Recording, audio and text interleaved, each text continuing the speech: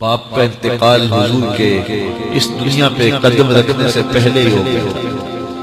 ابھی شکم مادر میں تھے کہ حضرت عبداللہ کا انتقال ہو گیا۔ در یتیم پیدا ہوا، 6 سال کی عمر میں ابوا کے مقام پر ریت کے ٹیلے آئے تو وہاں سیدہ آمنہ کی طبیعت خراب ہو اور پھر لمحے بھی زندگی کے آخر سیدہ آمنہ نے محسوس کر کہ یہ میری آخری سانس ہے۔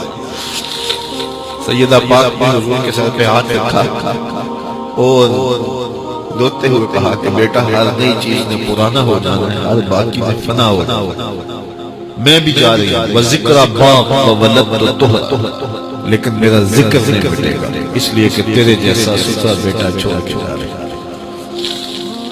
یہ آخری لفظ سیدہ پاک کہ سیدہ آمنہ سلام اللہ علیہا کا انتقال ہو گیا۔ خیر حضور ماں سے لپٹ گئے، امی آپ آگے بولتی نہیں، لیکن خاموش ہو گیا تھا چمن بولتا۔ حضور نے وہیں پھر اپنی ماں کی تدفین کی۔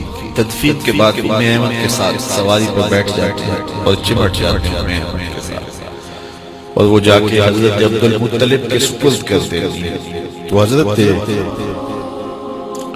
عبدالمطلب حضور کو آغوش میں لے کے بڑا رویا اور ام ایمن سے کہا کہ میرے اس بیٹے کا تم نے خاص خیال رکھنا ہے، اور پھر انہوں نے اتنا خیال رکھا کہ میرے حضور فرمایا کرتے تھے ام ایمن میری ماں کے بعد میری ماں ہے۔ 2 سال کے بعد حضرت عبدالمطلب کا بھی انتقال ہو گیا۔ ابن حشام کے یہ لفظ سیدھا چیزتے ہیں کہ جب امیر قریش کا جنازہ اٹھا تو سارا مکہ جنازے کے لیے امڑ آیا، لیکن لوگوں نے 8 سال کے ایک بچے کو دیکھا جو دیواروں سے لپٹ کے رو رہا تھا۔ آج یہ سہارا بچھ گیا، پھر چچا کی کفالت میں آئے، پھر ایک وقت آیا کہ وہ بھی اس دنیا کو چھوڑ گئے، اور اسی سال حضور کی اہلیہ کا انتقال، اور اس سال کا نام عام الحزن، دکھوں کا سال تھا۔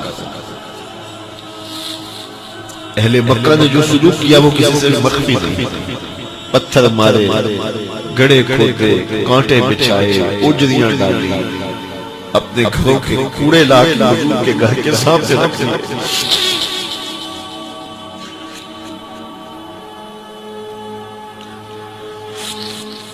کس چیز کی سزا دینا تھے میرے حضور کو؟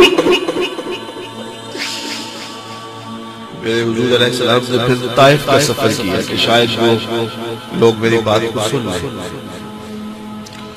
لیکن انہوں نے جو دردناک سلوک کیا وہ بھی تاریخ کا ایک انتہائی دردناک باب ہے۔ انہوں نے اوباشوں کے ہاتھوں میں پتھر دیے اور جس راستے میں میرے حضور نے گزرنا تھا ان کو اس راستے پہ کھڑا کر اور کہا انسان زمین، اور وہ آقا کریم پہ پتھر مارتے، حضور کے پاؤں پہ پتھر مارتے۔ آقا کریم علیہ السلام پاؤں اٹھاتے تو وہ دوسرے پاؤں پہ مارتے، پھر حضور شدت درد سے بیٹھ جاتے تو ان کے 2 گھنٹے دائیں بائیں سے آگے بڑھتے اور حضور کو کندھوں سے پکڑ کے اٹھاتے، پھر سنگ باری کرتے۔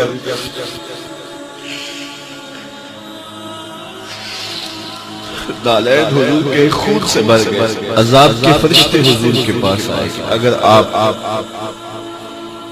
بد دعا بول دیں تو ابھی ہم ان پہاڑوں کو جوڑ دیتے ہیں اور یہ طائف کے لوگ پس جائیں گے پہاڑوں کے درمیان، آسمان سے پتھر اتریں گے کہ سر کچل دیے جائیں گے، انہیں آپ کو دکھ۔ اب صحابہ جو ساتھ تھے انہیں بھی شدید آرزو تھی کہ حضور ان کے لیے بد دعا کریں، انہیں بڑا دکھ دیا، تو پھر حضور کے ہاتھ اٹھ گئے۔ صحابہ کا خیال یہ تھا کہ ابھی حضور کی زبان کھلے گی اور بد دعا کے لفظ نکلیں گے اور یہ پیس دیے جائیں گے، لیکن جب وہ لب کھلے، وہ پتلی پتلی گلے قدس کی پتیاں، وہ لبہائے دور جب کھلے تو لفظ کیا تھے، اے اللہ میری قوم کو ہدایت دے، یہ مجھے جان، اور کہا کہ مجھے ان کی نسلوں سے ایمان کی توقع کی پتیاں، وہ لبہائے دور جب کھلے تو لفظ کیا تھے، اے نبری قوم کو ہدایت دے، یہ مجھے جان اور کہا کہ مجھے ان کی نسلوں سے ایمان کی توقع ہے۔